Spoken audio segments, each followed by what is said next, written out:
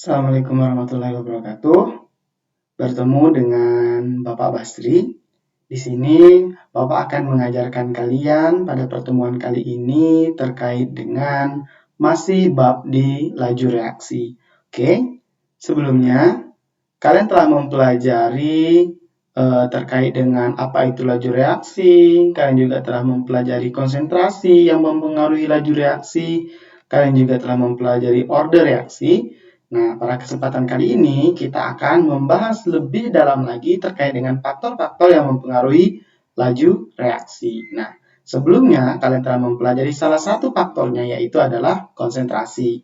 Nah, pertemuan kali ini kita akan mempelajari faktor-faktor lainnya yaitu terdiri dari luas permukaan, suhu, dan katalis.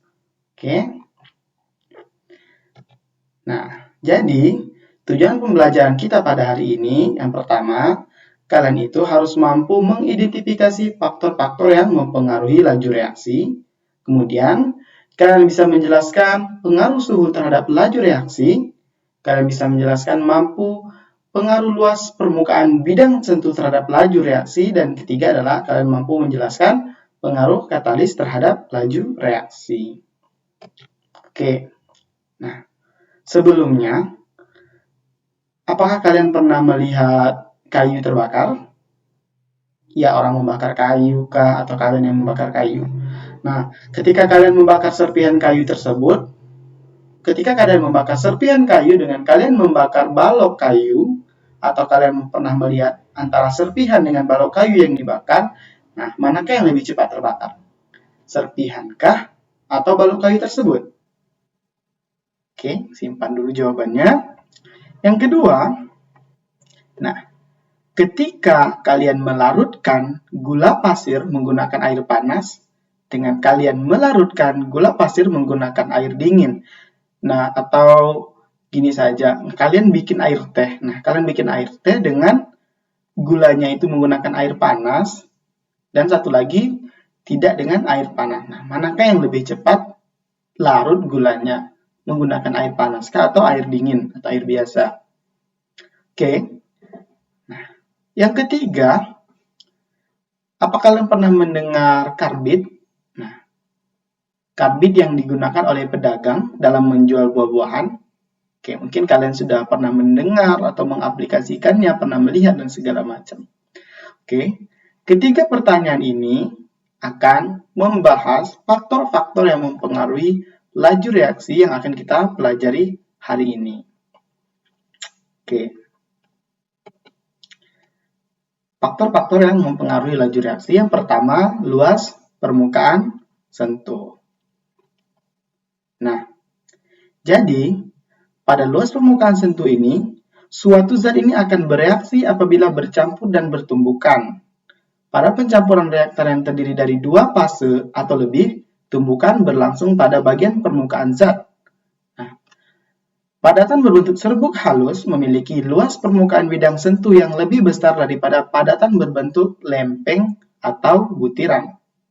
Semakin luas permukaan partikel, semakin luas juga, maka frekuensi tumbukan kemungkinan akan semakin tinggi, sehingga reaksi berlangsung lebih cepat. Nah, lebih gampangnya seperti ini. Oke.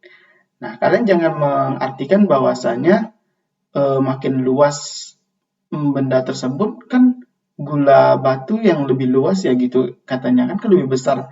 Nah, itu salah. Tetapi yang dimasukkan di sini adalah luas permukaan bidang sentuhnya. Jadi yang berbentuk halus itu dia itu memiliki luas permukaan yang lebih besar daripada yang dia berbentuk lempengan atau balok-balok tadi. Nah, luas permukaan bidang sentuhnya ya. Jadi maka frekuensinya pun sering bertumbukan. Maka ini akan terjadi tumbukan semakin sering terjadi dan reaksi dapat berlangsung lebih cepat. Nah, di bawahnya ada itu ya, ada gambar balok dan balok yang dibagi menjadi 4 gitu. Nah, di sini yang dibagi 4 itu lebih cepat bereaksi daripada yang satu yang besar itu, balok yang satu. Nah, dikarenakan luas permukaan bidang sentuhnya itu lebih besar yang dibagi 4 daripada yang satu ini. Oke, luas permukaan bidang sentuh. Yang pertama. Nah, ini juga kalau ini menjawab pertanyaan yang pertama tadi, yang di awal tadi. Nah, serpihan kayu itu mudah terbakar, lebih cepat terbakarnya daripada balok kayu. Nah, terbukti kan di sini bahwasanya luas permukaan bidang sentuh ini, maka semakin luas dia makin cepat reaksinya berlangsung. Oke, sudah jelas ya untuk luas permukaan bidang sentuh ini. Contohnya juga sudah sangat jelas, serpihan kayu itu lebih cepat bereaksi, lebih cepat terbakarnya daripada balok kayu. Oke, yang kedua adalah suhu. Nah, pada suhu ini,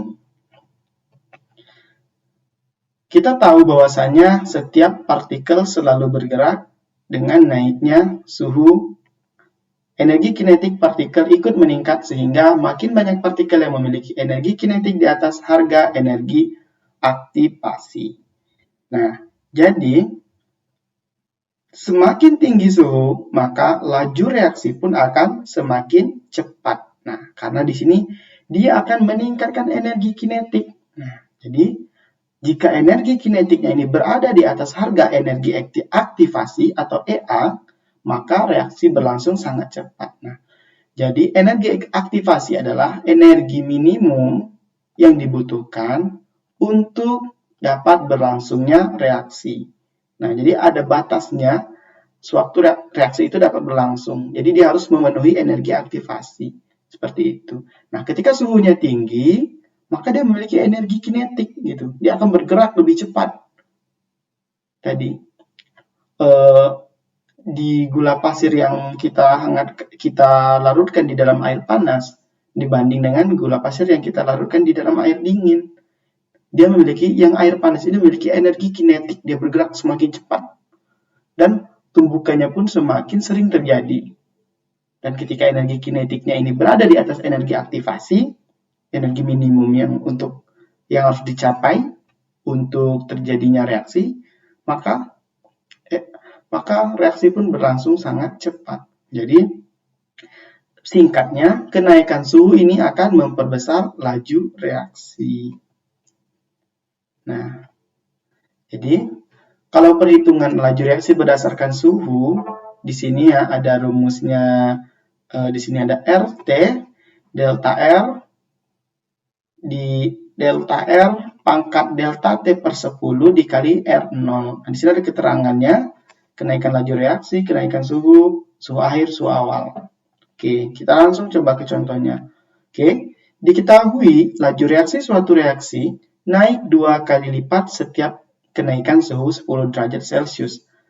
Berapa kali lebih cepat laju reaksinya apabila suhu awalnya 20 derajat Celcius dan reaksi berakhir pada suhu 60 derajat Celcius. Nah, di sini kita tahu delta R-nya atau kenaikan laju reaksinya ini adalah 2 kali lipat setiap suhu 10 derajat Celcius. Oke. Delta T-nya adalah suhu akhirnya 60 derajat, suhu awalnya 20 derajat Celcius. Hingga kita dapat delta T-nya adalah 40 derajat Celcius. Yang ditanya adalah berapa kali lebih cepat laju reaksi apabila suhu awalnya 20 dan reaksi berakhir pada suhu 60. Atau RT-nya, laju reaksi akhirnya yang ditanyanya. Maka, laju reaksi akhirnya adalah RT sama dengan delta R dipangkatkan delta T per 10, kenaikan suhu 10 derajat Celcius, dikalikan dengan R awalnya. Atau laju reaksi awalnya. Oke. Kita dapat delta R-nya, itu sebesar 2 kali lipat tadi, dipangkatkan dengan delta T sebesar 40 dibagi 10, yaitu 4, dikalikan dengan R awal. Atau 2 pangkat 4 dikali R awal. Nah, jadi didapat bahwasanya laju reaksi airnya adalah 16 kali dari reaksi awal, 16 R0. Seperti itu. Maka, lebih cepat sebanyak 16 kali lebih cepat ketika suhunya dinaikkan 10 derajat Celcius, 2 kali lipat tadi. Oke, ini ada lagi soalnya. Setiap kenaikan suhu 20 derajat Celcius, reaksi menjadi 3 kali lebih cepat. Pada suhu 30 derajat Celcius, laju reaksi A. Bila pada suhu 90 derajat Celcius, laju reaksinya adalah, kita tahu bahwasanya kenaikannya sebesar 3 kali lipat, atau delta R-nya sama dengan 3. Kemudian perubahan suhunya atau delta T-nya sebesar 60, 90 di suhu akhir, dan 30 di suhu awal. Sehingga kita dapat delta T-nya adalah 60 derajat Celcius. Ditanya adalah RT-nya atau laju reaksi airnya, maka kita dapatkan adalah RT sama dengan delta R per delta T per kenaikan suhu 20 derajat Celcius kita kalikan dengan R awal. Maka kenaikan 3 dipangkatkan 60 per 20, itu tadi delta T-nya 60, setiap kenaikan 2 dibagi setiap kenaikan 20, dikalikan dengan A, laju reaksi awalnya A. Nah, kemudian 60 dibagi 20 itu adalah 3. 3 pangkat 3 dikali A sama dengan 27A. Maka laju reaksinya pada setiap kenaikan 27 itu 3 kali lebih cepat. Nah, jadi pada suhu 30 derajat Celcius laju reaksi A, bila pada suhu 90 derajat Celcius, laju reaksinya adalah, jadi ketika suhunya 90 derajat Celcius, suhunya tadi adalah sebesar, laju reaksinya ada sebesar 27 dari laju reaksi awalnya. Seperti itu. Oke. Faktor yang ketiga adalah katalis tadi. Nah, ini berkaitan dengan pertanyaan yang pertama tadi, yang paling awal tadi, yang ketiga, pertanyaan yang ketiga. Terkait dengan pedagang menggunakan karbid dalam menjualkan buah-buahan tadi. Nah, di sini adalah kita sebut dengan katalis. Karbidnya kita sebut dengan katalis. Itu adalah mempercepat proses terjadinya reaksi. Oke. Nah, sebenarnya katalis itu apa sih? Oke, kita lihat di sini. Nah, katalis adalah zat yang dapat memperbesar laju reaksi tetapi tidak mengalami perubahan kimia secara permanen. Nah, jadi sehingga pada akhir reaksi, zat tersebut diperoleh kembali. Nah, katalis mempercepat reaksi dengan cara menurunkan harga energi aktivasi. Nah, kok bisa ya katalis bisa mempercepat laju reaksi tadi? Nah, karena cara kerjanya dia ini mempercepat reaksi dengan cara menurunkan harga aktivasi atau EA. Tadi di awal sudah kita singgung, Bapak singgung tadi terkait dengan energi aktivasi. Nah, jadi energi aktivasi adalah energi minimum yang dibutuhkan untuk terjadinya reaksi. Nah, ada gambar di sini, bisa kalian lihat ya. Oke. Pada awalnya, energi yang warna biru, energi aktivasi tanpa katalis. Yang warna merah, energi aktivasi dengan katalis. Nah, jadi ketika dia tidak menggunakan katalis, maka dia harus mencapai puncak energi yang lebih tinggi daripada yang tidak menggunakan katalis. Bisa kita lihat, yang biru lebih tinggi daripada merah untuk mencapai energi aktivasi tersebut. Nah, jadi semakin besar energi aktivasi, maka ketika kita menggunakan katalis, maka kita bisa menurunkan energi aktivasi tersebut. Nah, dengan kita menurunkan energi aktivasi, maka proses terjadinya reaksi pun lebih singkat, lebih cepat, seperti itu. Nah, seperti itu. Jadi ketika kita bisa mempersingkat waktunya, kenapa tidak? Gitu kita menggunakan katalis. Oke.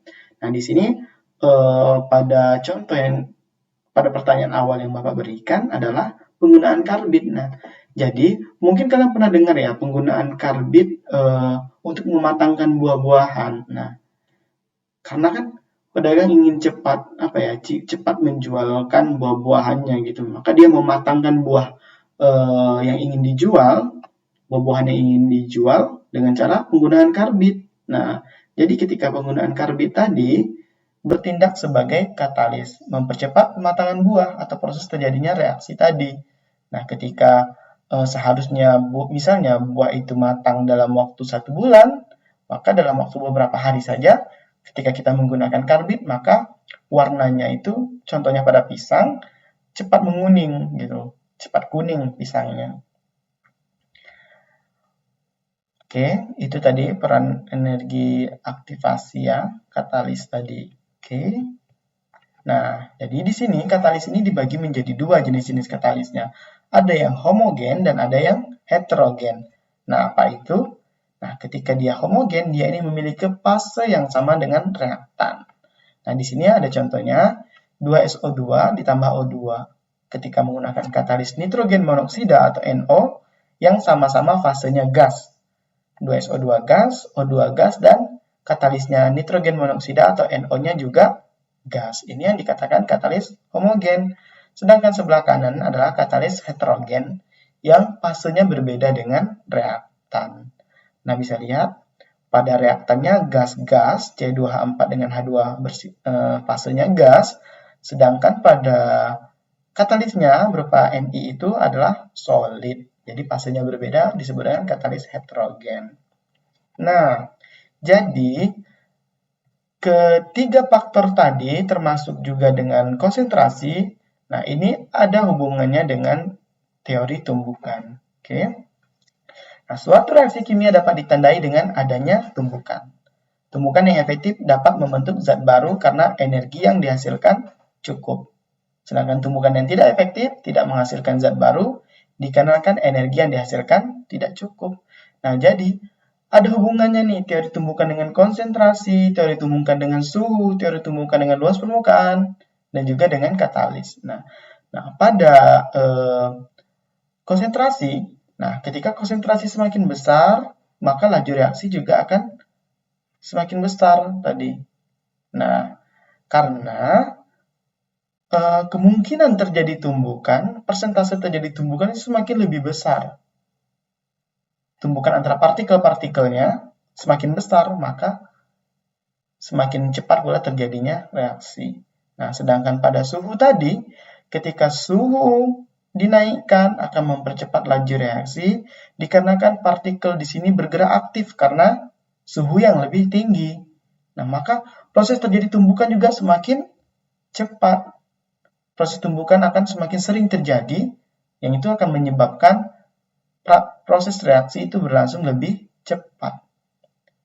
Konsentrasi, suhu, luas permukaan begitu juga.